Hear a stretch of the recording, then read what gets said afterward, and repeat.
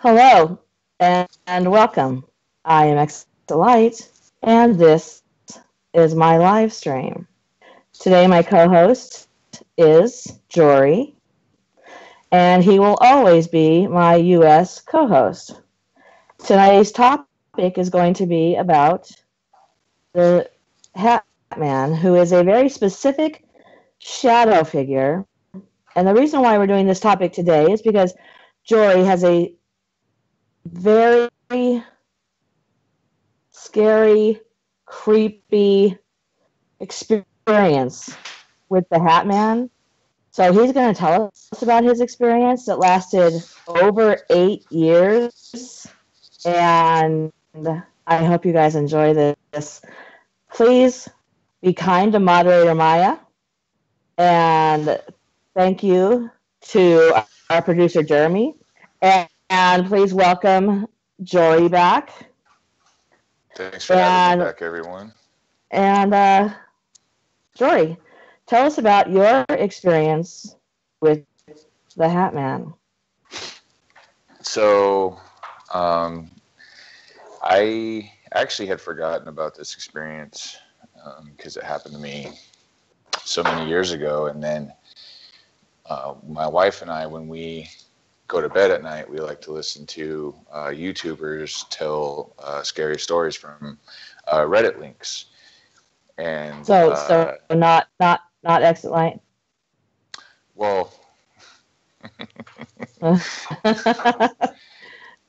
want to be specific, sure. But this particular YouTuber was Creepy Fox, and he was telling 5 scary haunted stories, and I was having a hard time sleeping. My wife was zonked out, and this person on Reddit was telling a story about them sleeping in their parents' bedroom, and he had a hard time sleeping, and he was hearing noises in his living room, and the bed was allowed him to look outside the door down the hallway to his living room, and he saw a shadow figure pacing up and down his living room. So he decided to crawl down the hallway, get closer to see what was going on, and when the figure turned to him, the figure was wearing like a cowboy brimmed hat, a long like duster trench coat, and he had glowing red eyes. And the person telling the story ran back to the bed and hid underneath the covers and was scared and blah blah blah. But him telling the story shot me up out of bed because I had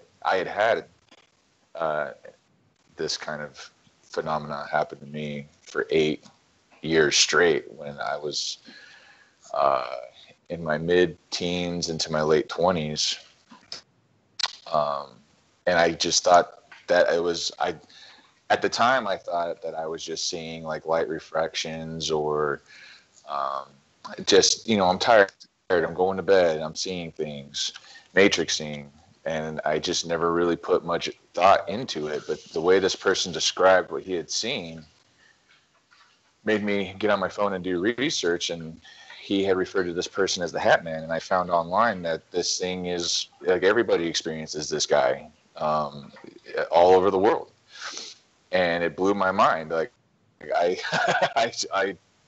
couldn't believe that other people were having the same experience as me. And I never really talked about it very much. I might say it in passing, but I would always say, it was probably just I was just seeing things. It was just matrix. No, this was a phenomenon happening to many, many, many people. And it really, I told you about it, and you were like, "Oh, we have to talk about it. Like, we have to do this live stream about it." So, yeah. But I knew at the time that you were seeing a figure in your room, and I had forgotten that you had specifically, what you used to call him is the Cowboy Man. Yeah, he looked like a cowboy. He had a cowboy hat and a trench coat, like a duster, and he appeared in my room every night for 8 years and just stood there and stared at me. Right. So somehow, for 8 years, I managed to get the story completely wrong, and I thought you were seeing what you would refer to as your doppelganger in your room.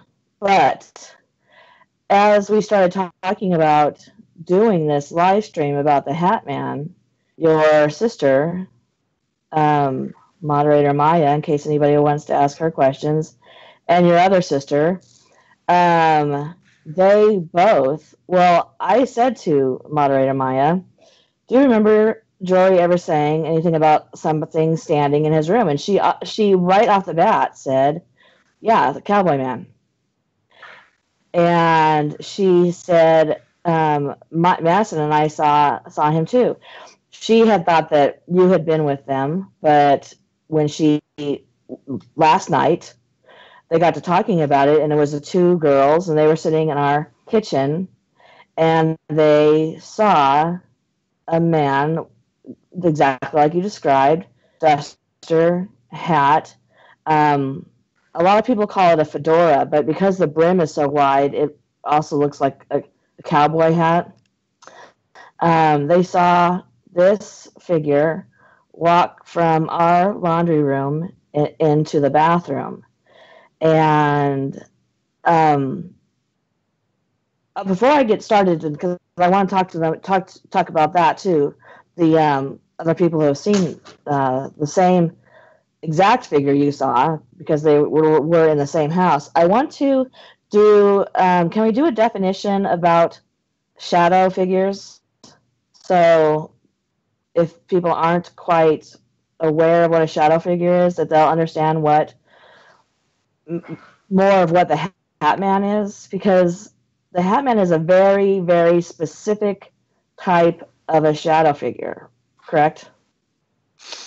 Yeah, well, shadow figures themselves are, you have the actual definition of them with you, right? Right. Yeah, so tell them what the actual definition is first. Okay. It says a shadow person is the perception of a patch of shadow as a living humanoid figure, particularly as interpreted by believers in the paranormal or supernatural as a presence of a spirit or other entity. And what that means is, like, even if it's mostly dark in a room, you can still see a shadow when it's almost a solid black entity standing there. It's like if you were to look at the stars in the middle of the night and it's pitch black, but you put your hand in front of your face, like 10 inches in front, and your hand would block out parts of the sun. It's that exact same concept. It's how people can see this figure in the dark, right? Yeah, it's described as almost like they are draining whatever they seem to drain whatever light would be in the room into themselves. They're supposed to literally be darker than dark. Right. So when your sister was less than 3 years old, we had a house built in Casa Grande, Arizona. Coincidentally, the Casa Grande domes are also there. And if you're interested about that, I have a video about those. Anyway, we stayed in an apartment while we had the house built, right? And she would see consistently, almost every night, a man with a hat walk down our hallway and into the bathroom. I don't know what the deal is about walking into bathrooms, but she began seeing this apparently even before you saw it. And then when we moved into the house, then it became something that you were seeing nightly. Mm-hmm. And so both of your sisters and you saw this figure. I, of course, saw we all saw shadow figures in that house, right? Yeah. We saw a child. We saw a man.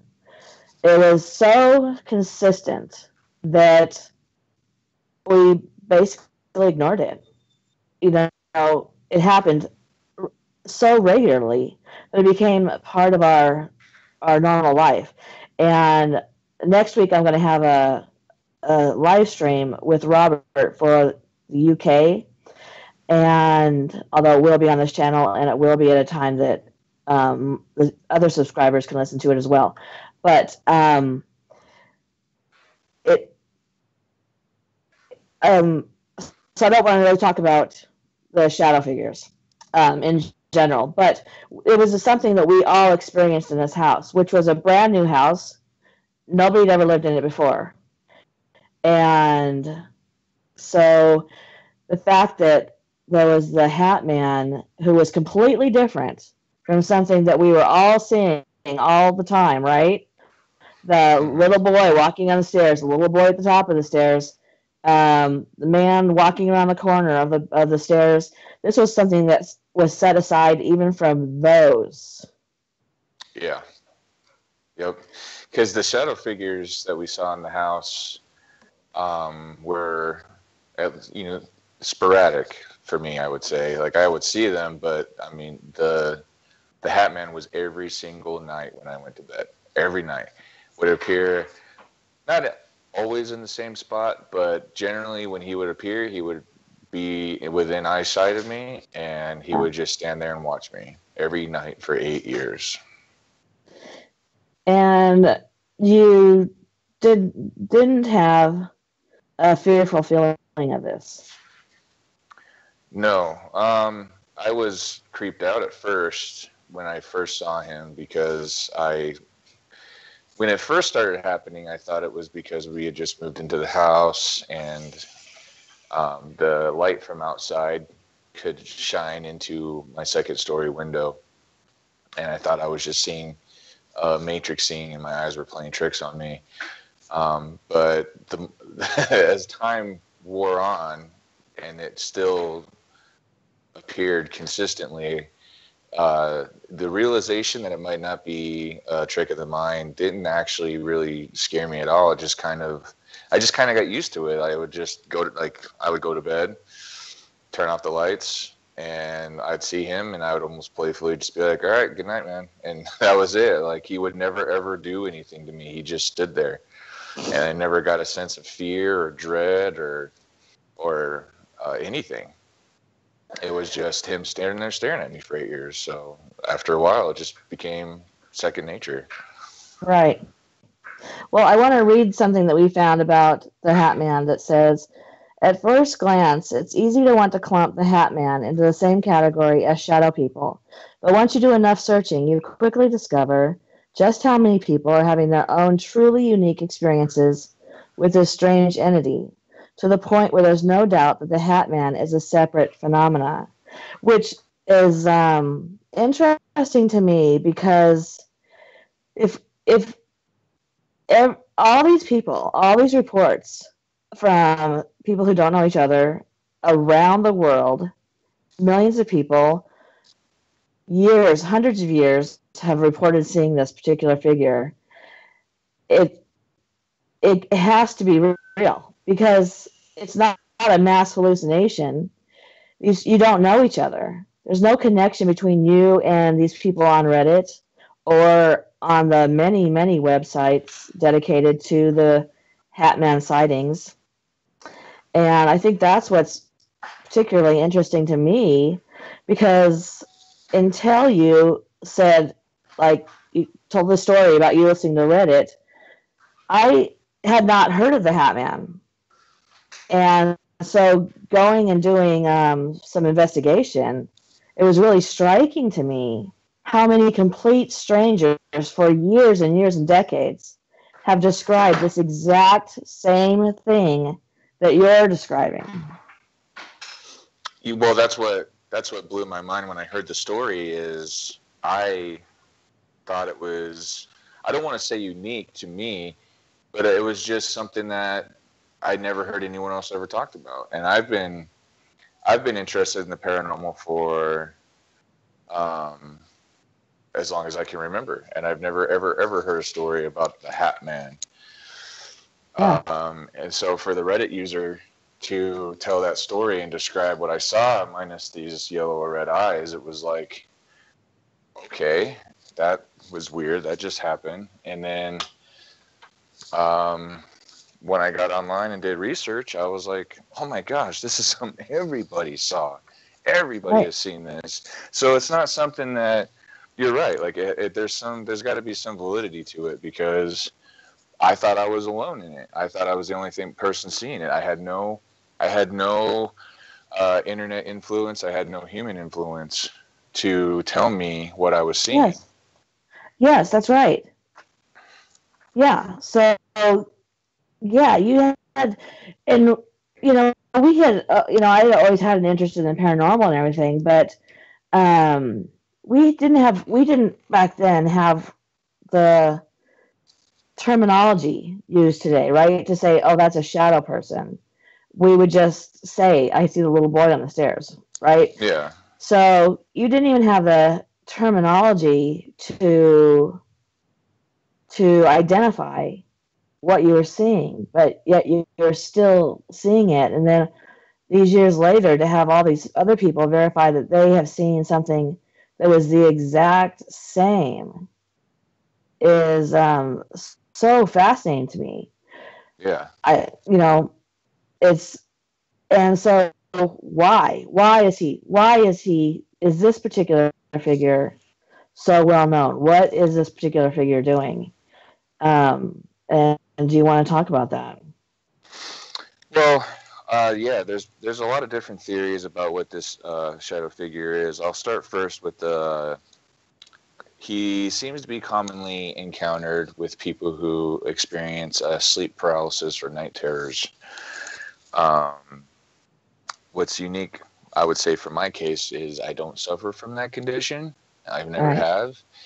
And I would see this shadow figure before I would even go to sleep. But for people who do suffer from this condition, he is a figure that is seen while they're experiencing that episode. And for those who experience it, they feel an extreme sense of fear. Most people who talk about the Hat Man say that he exuberates fear. He feeds off of your fear, and he genuinely comes when it's almost kind of like the Irish lore of the Banshee, when there's disconnect within your family, when there's a death that's going to happen to someone close to you. That's when you're supposed to see the Shadow Man. Other people think that he's more of a protector of good people, who's there to shield you from whatever evils are to come into your life or into your family life. For me, I would have to say I never experienced fear. I never experienced dread. I had issues in my life at that time, but it was never anything that I put two and two together with. So for me, I just kind of felt like it was just, I don't want to say a guardian angel, but it just kind of felt like someone was watching over me. Okay, so to be clear, though, I just want to be clear. You were not going to sleep when you saw this figure. No, I was never in a state of sleep when I saw this shadow figure. I would go to my room, turn off my lights, go into my bed. Now, I could stand in my room with the lights off and not see this figure, ever. But as soon as I would get into bed, it didn't matter what position I was in, I can look towards the general area where I would know he would be, and he would be there. So my head would never be on the pillow long enough to be asleep. I never experienced any dreams involving him, never sleep paralysis involving him, never actually being asleep with my eyes closed seeing him. I would always see him still awake while going to bed. Okay. Because I have experienced, sleep paralysis, which, it is usually this.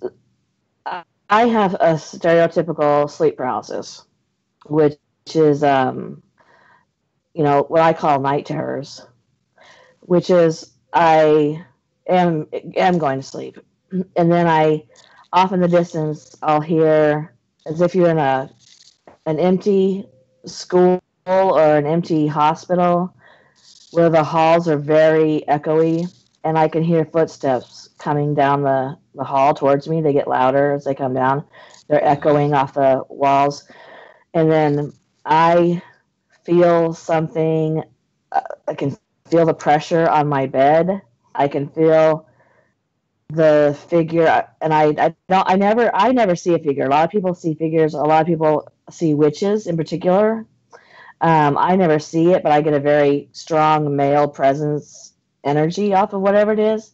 I feel them straddle over my waist, and I can feel the weight on either side of me.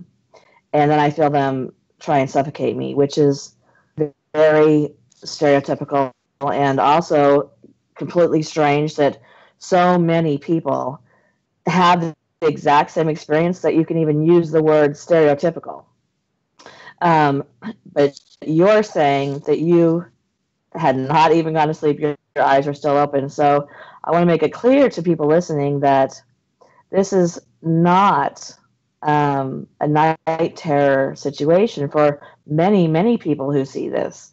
I think, in fact, the night terror situation is more rare than it is the norm for people seeing the Hat Man. Do you think so? I would say so, because people who experience night terrors, as far as what I've been able to read on it, the thing I've mostly read is if they see figures during a night terror, it's like you said, it's an old witch hag or it's robed figures. Yeah. I've yet to, until I was researching Hat Man, see any mention of a Hat Man during a night terror. Me too. So, and he's not just exclusive to night terrors. There's a lot of stories out there as well about people experiencing the Hat Man while awake. And, yes. and having full function of their bodies. So, to me, I feel like, you know, if you're experiencing a night terror and you see the Hat Man, maybe your situation is unique in the sense of there's a purpose for him being there that's outside what we would call the norm of a night terror, I would guess you would say. Perhaps he's there as a protector, or perhaps because people do believe him as he's been called an angel of death or an angel of fear. Maybe, and I don't mean to judge, but maybe you're just a really bad person and he's there to dish out some punishment to you. But he's not exclusive to night terrors. He's a phenomenon that people in that category do encounter, though. Right, and I want to quote something from Ranker.com, and it says, people who claim the Hat Man has attacked them, because some people do, and this is where I think the night terror part comes in. It says, people who claim that the Hat Man has attacked them tell stories about being jumped on or choked, and have experienced burning in their chest or tingling in their scalp. And my personal opinion, like I said, with night terrors or sleep paralysis, whatever you want to call it, is the feeling of, you know, don't feel jumped on, but I do feel someone sit on me. I do feel that pressure. I do feel being choked. And I think that is a classic night terror symptom. So it goes on to say, most shadow people are said to often do this, but according to Heidi Hollis, the Hat Man is usually happy just watching. He tends to stay longer than most shadow people as well, and has been spotted watching people in the mirror or bending over them while they are sleeping, or just hanging out in the corner with a creepy smile on his face. Perhaps not attacking a person, but just simply observing from afar is much more terrifying, especially since many people insist that the Hat Man has an almost solid form, unlike shadow people. And while shadow people tend to just disappear when it's time for them to leave, the Hat Man has been seen floating or sometimes just walking out the door. And in your case, you would just go to sleep and wake up and he wouldn't be there. Is that right? Yes. I never saw him exit my room in any way, shape, or form. He would be there when I would go to sleep, and he would be gone when I would wake up. And the fact that you could go to sleep. Now, like I said, shadow people were an everyday occurrence in that house. It was nothing that we were afraid of. It was, I mean, a couple of times there were some experiences where somebody would be caught off guard by a shadow person. I have a story that I'll tell next week about a shadow figure standing in my bedroom doorway, or you seeing who you thought was your brother on the stairs and having like talking to the person. But it was it was so commonplace. So I want people to understand that falling asleep when you saw some sort of a shadow figure, even if it was a hat man, would not have been an unusual occurrence in our house because we were very used to seeing them. So it wasn't something that we ever felt a negative connotation with. We were never afraid. We never felt anything threatening. So, people, I don't want people thinking, how could you turn over and just fall asleep with something staring at you? But you have to understand, that because most people wouldn't, right? So you have to understand that this was something that was so commonplace that you're like, okay, so especially after you're experiencing it for 8 years, it's commonplace. Yeah, right? I just got used to it. It's I mean, I'm sure there's people that are watching or listening or will listen to this in the future, and they say to themselves, I would never get used to that. I would have walked out of that bedroom right away. But you got to remember, like when I first saw it, I just thought I was seeing things. I thought I was seeing a matrix scene from the street lamp outside. So right. By the time I realized, okay, maybe this is more than just matrixing, at that point it was just, I was used to it and it wasn't doing anything. I was sleeping in that room for 8 years and it never did anything than just stand there and watch. And while for some people that might just be enough for you to leave, I wasn't getting hurt. I wasn't getting scratched. I wasn't having bad dreams. I wasn't being levitated off my bed. I wasn't being possessed. Right. I wasn't spewing green pea soup everywhere. What was there to be afraid of? Right. Yeah, exactly. So I want to go on to also tell the people something about this particular house. So I'm going to touch base on this next week of my live stream as well. But like I said, this house was built from the ground up. And it was built in a neighborhood. And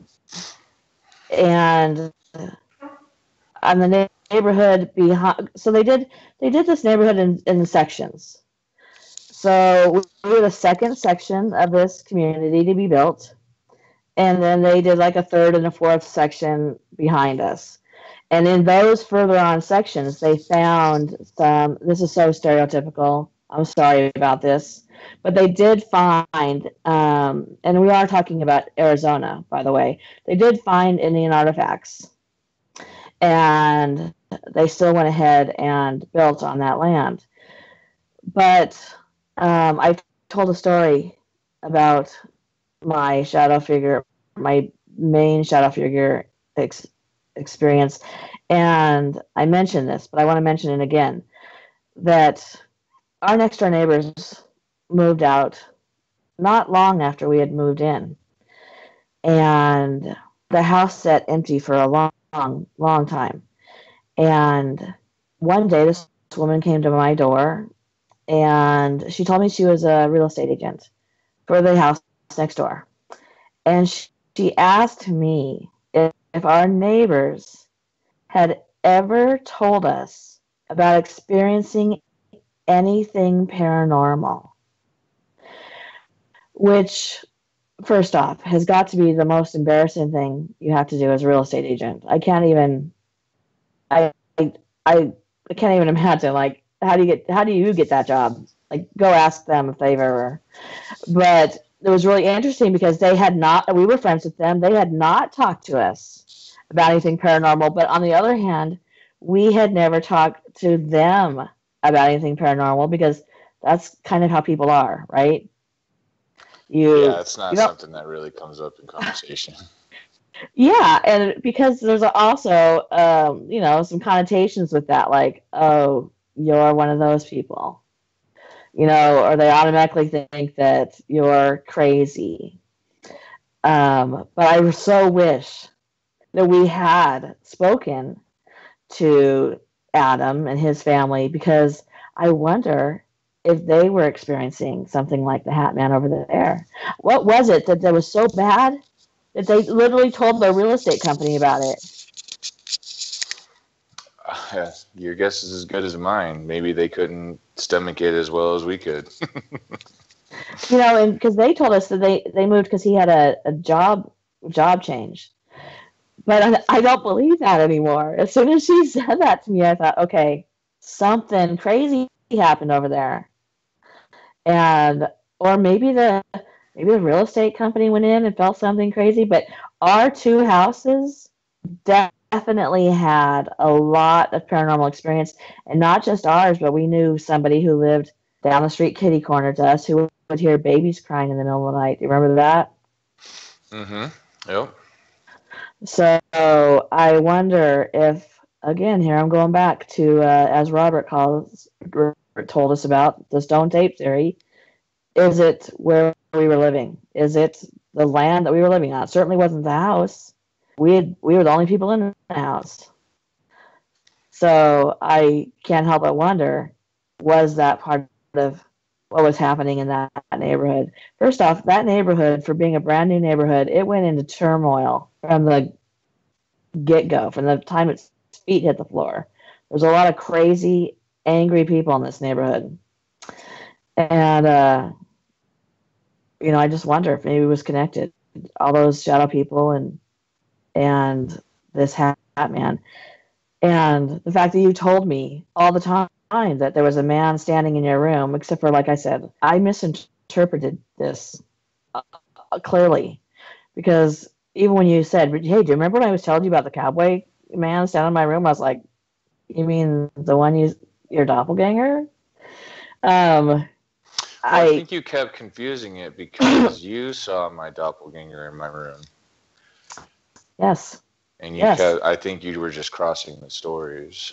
Yeah, that could have very well been it. Because I never saw my doppelganger. I only ever saw my brothers. Right. And I mean that house will give us stories for years to talk about. But the funny thing is that I never felt concerned about it. Like, oh, okay, oh, right. Hey, there's a male figure standing in your room every night. Feel sorry for that guy. Get the Mom of the Year award. Oh, okay. At least he's not in mine. Right. So, is there anything else you want to talk about it about? Yeah, I find it fascinating. If we crawl back a little bit, just the phenomenon of what the Hat Man is. He's classified in the terms of being a shadow person, but he's also unique to shadow people because, well, first of all, we still don't know what shadow people are. We don't know if they're ghosts or non-human entities.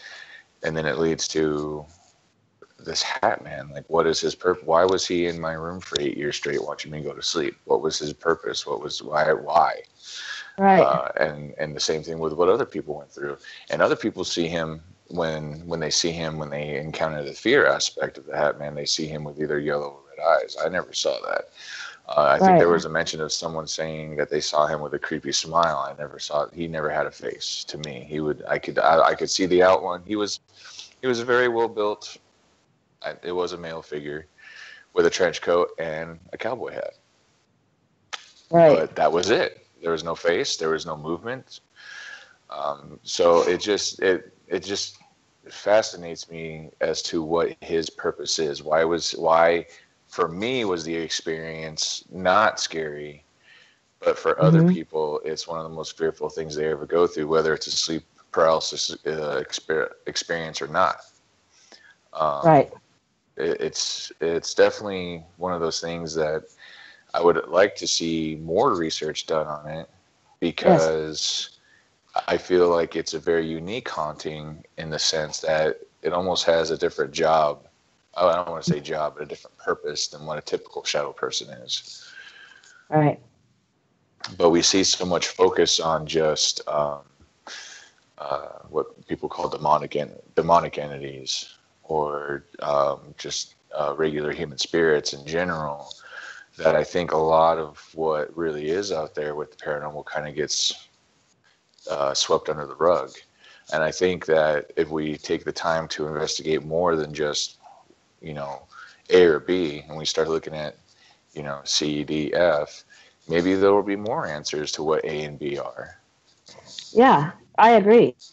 And I think since so many people see this specific figure, it would be interesting to, first off, science does very, very, very little to explore this type of a thing because they don't believe it. But when you're compiling evidence from around the world, like people who would not see a trench-coated figure with a hat on and, a completely not westernized country, how do you explain that? And why can't we look into that?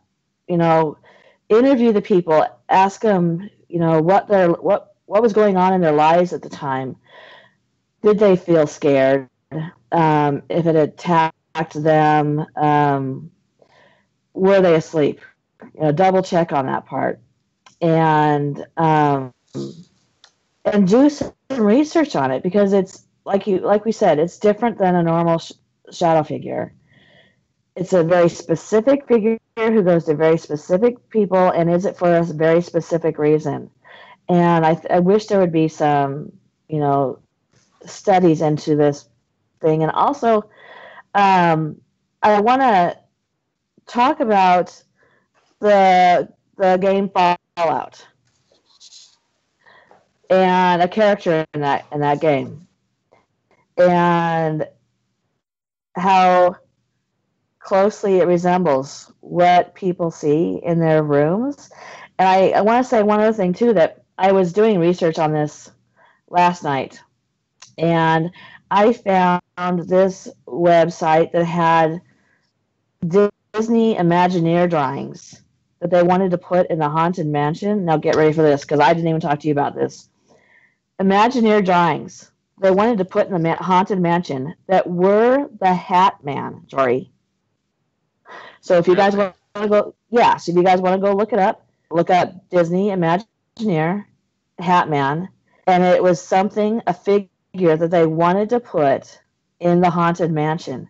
Now that, first off, how we, as people who are interested in this type of thing, this was off our radar completely, but the Disney Imagineers were so knowledgeable about it that they wanted to put it in the Haunted Mansion. Isn't that weird? That is weird. I didn't know that. Yeah, I didn't know that until yesterday. And I want to tell an experience that I had yesterday, because I was doing a lot of the research yesterday and looking at different pictures, and the day before that, I was sitting in a position where I can see right into my bedroom, and of course I don't think that I've ever seen the Hat Man figure, but my dog Juliet was sitting next to me and demanding all the attention. And something out of the corner of my eye caught my attention, and it was in my bedroom. And it very closely resembled what you describe as the Hat Man figure. It was a large figure. Mine was gray. It wasn't black. What I saw was gray. I saw him like he had his left side to me, and then he turned to face me, and I couldn't see any facial figures or any distinctive marks, right? But he had the stance, like his legs were apart and his hands were to his side. And like I said, there's no facial figures, but I'm going to describe it as looked directly at me for 2 or 3 seconds. And Juliet turned and was looking in that same direction. And then he turned his left side towards me again, and then did this weird motion with his body, like he was stepping upstairs, but it just went off behind the wall. And I couldn't help but wonder if that was happening because of all this talk about the Hat Man, and we've had things happen in that room. There's been a lot of stuff happen in that room, but that particular shadow figure that looked like you would describe to me, and I can tell you that I don't get scared of this kind of stuff. It doesn't really scare me. I won't watch scary movies. So I don't, if you can talk to me all day about Saw movies, I don't watch them. I don't like that type of thing, which is interesting that I do this. But that scared me. And I wouldn't go in that room for 2 hours until moderator Maya had come in, and I was like, oh my gosh, you're not going to believe what I just saw, and I need you to stand here because I have to go in my room. But I just want to say that something, and it has to be these conversations we've been having, Jory, since you heard the podcast, brought something out in yesterday or 2 days ago. So thank you for that. Appreciate it. Yeah, you're welcome. Can you tell us about the Fallout character, the mysterious stranger? Yeah, he started appearing in Fallout 3, and he's been in about 3 of the games. And he just appears when you're in danger. He's a level up trait that you get. And he just appears when you're in danger, kills the enemy that's giving you trouble, and then he disappears. You don't know who he is. You don't know where he comes from. You don't know why he even helps you. He just appears and helps you. Right. And he's dressed in a trench coat and a fedora hat. Right. So isn't that weird? I never put 2 and 2 together on it, but yeah, it's definitely weird that they chose that design and the way he appears and disappears and helps you. Yeah. Yeah. I because of course, when that was brought up, I went, and looked at the pictures, and it's exactly the same pictures as people describe having seen the Hat Man. Of course, they call him the mysterious. What is he called? The mysterious stranger. The mysterious stranger. Which, I mean, that describes the Hat Man too, doesn't it? Well, he does wear a trench coat, and there's people say fedoras, people say cowboy hat. They both have wide brims, so you can interpret it either way. Yeah. Well, I think it looks like the old time cowboy hat kind of, that's not the curled up kind, not the modern type of cowboy hat, but the Dark Tower. Okay, and Stephen King's Dark Tower. Yeah, just a straight brim. There's no curls. Yeah. It's just a straight brim. In Stephen King's Dark Tower series, that is exactly how I picture the man that they talk about in that book, is with that same type of hat and trench coat and dark. So that's very interesting to me, but I can't get over the Disney thing. That's interesting. That's really cool. I wish they had done that, because that would have, I think a lot of people would have come to the conclusion that, oh my gosh, I've seen that. If they had been going to the Haunted Mansion and saying the exact same thing that they had seen, that would make the Haunted Mansion experience a whole other kind of experience. This just reiterates for me and makes me think that this is something that should, and the Hat Man kind of chooses where he wants to go, but I feel like there really should be more of a dedication to its research, just to figure out why so many people, whether good or bad, why they're seeing this figure, because it's obviously influencing in small ways what people do creatively with their lives. Right. Right. It is influencing popular culture. Mm-hmm. So in video games, or like the Disney Imagineers, or maybe even in Stephen King's The Dark Tower series. So I think I can't believe that we went that long without having this realization, Jory. It's so strange to me. Well, I think that also helps to prove the validity of what we're talking about, and because we have technically known about this figure for years, but there's no until we took the time to research. Honestly, it was just pure luck that I stumbled across Creepy Fox's story of the Reddit user seeing the Hat Man. And it was from there that I was able to do all this research, and you were able to do all this research that showed, like, okay, this is more than just what happened to us in that house for 8 years. But we didn't have an outside influence prior to that point of what the Hat Man was. And like I said, I've been interested in paranormal for years, and I have never seen Hat Man links anywhere. No books, no links. I have been almost all over the internet looking at ghouls and ghosts and goblins and banshees and you name it, elementals. Yeah. But I'd never seen anything on a Hat Man until someone who finally was like, oh yeah, I've seen it before. And I'm like, wait. It happens to other people too? Yeah, and you said it kept you up all night. Yeah, well, I had a hard time sleeping prior to that point, but as soon as I heard that story, my heart in my chest was pounding so hard. It took me a very long time to go back to sleep, because it literally sent chills through my body that someone was experiencing the same thing I had experienced. Because, like I said, it was something that I thought I experienced alone, that it only just happened to me. And so to know that it's not just me, and on one hand, was it some validation? Sent chills. What's that? So did it feel like some validation?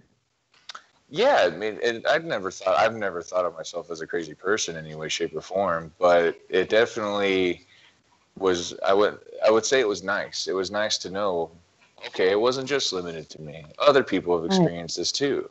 And then the question becomes, why? Why the way it does what it does? Why was it nice to me, but to other people it is a harbinger of fear and death? Right. Yeah, I wish that's something that could be explained. Yeah, and I wish they had more stories. I wish they had more stories too about it being, not the same experience for everybody. For some people, it wasn't scary. For some people, it does feel like a protective, because they have a lot more stories of it being scary or it attacking somebody. But I wish they had more along the lines of your story, where it was a protective figure, something that people weren't afraid of. Because I'd like to hear more about that aspect and see why other people thought that it was there to protect them. I mean, do you have any idea of why it would want to protect you or watch over you, okay, so here's something. Could it be some sort of an angel in that case? Well, okay, there'll probably be a little long on this one.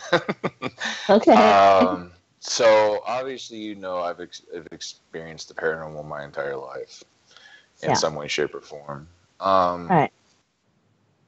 I would feel like it was there to protect me, because I've had as much bad in the paranormal happen to me as good. Right. And I have a lot of times where I just get this bone-chilling, freezing, spine-chilling sensation where my body loses control of itself. It comes from nowhere, and there's no reason for it to happen. I think that I would like to assume that I'm sensitive to what goes on, because I mean, every single house I've ever lived in, every apartment, almost everywhere I go, I can have something happen to me like clockwork. Right. And I think it was just something that maybe the land we were living on, like you said, stone tape theory, maybe there was more to the land. Maybe this hat man thought it was his job to just make sure I was getting sleep at night. As simple as that. Like, sometimes the most unexplained things are an easy thing to say. Right. But yeah, I can't say that 100%, but I can say it was in my room, and oddly enough, my room was the one area where I would experience things in, but it was never a terrifying experience. Anywhere else in the house, I would see or hear something that would chill me to the bone, but my room always felt like a safe place. Right. Right. Well, I just I agree that I wish there was some more information done on it, so that, there's, not a paranormal investigator kind of information done on it, scientific information, considering the huge amount of people who have seen this figure that came up with the name Hat Man. I think that's probably why you and I didn't ever know what to call anything like that, because, you called it the Cowboy Man, which was completely something different than what everybody else called it, But when you look it up, you can see that people talk about it looking like a cowboy. Yeah, well, I just thought it was a shadow figure with a cowboy hat, and I always thought it was weird, like, why, like, obviously we live in Arizona, so, there's a lot of the Old West gunfight feel to where I live, but it always just seemed weird. Like, why are you a shadow figure, but you'll let me see a trench coat and a cowboy hat? Right. Right. I just assumed that's what I never put more thought into it than that. So for it to have its own category and people's own belief system in it that's what really kept me up, and you gave me that adrenaline rush. Like, wow, like it never occurred to me that something like that was happening to other people. Right. Yeah. Well, do we want to? Is there anything else you want to add? No, I think. Any other aspects you want to talk about? As far as the Hat Man goes, I think we've kind of really touched on everything we wanted to talk about. Well, does anybody have any questions or comments or experiences that you want to discuss with me or Jory?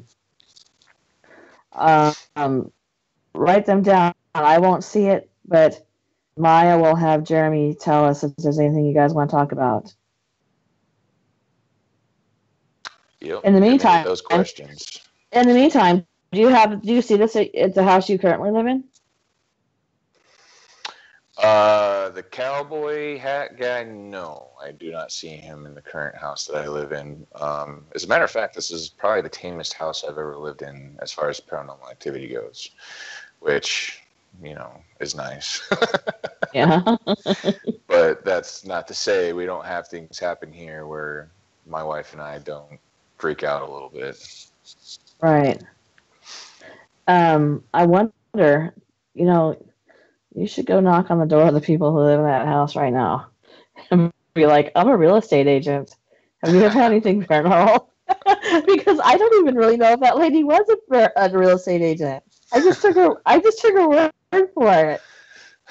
I just had the neighbors move in next door to us just prior to Christmas.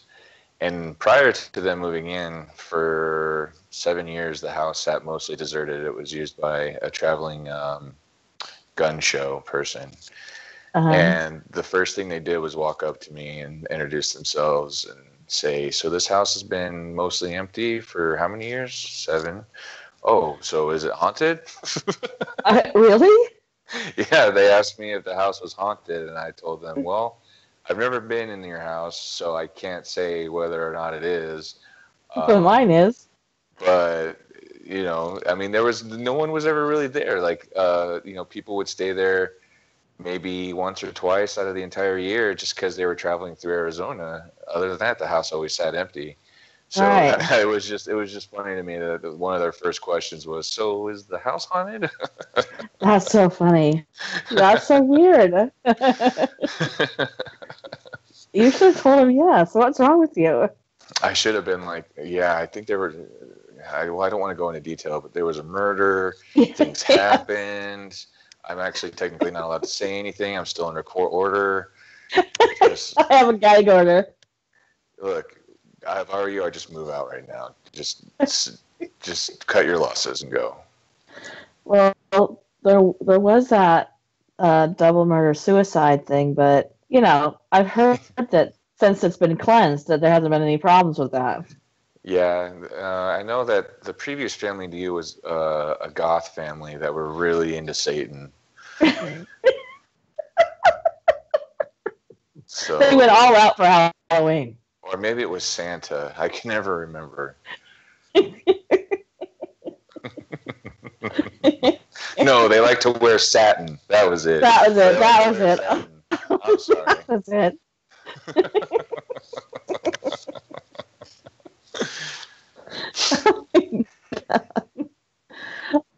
You should have told him that would be funny. It would be funny. Poor things. Do they have kids? No, they're an older couple. Oh, perfect. Yeah.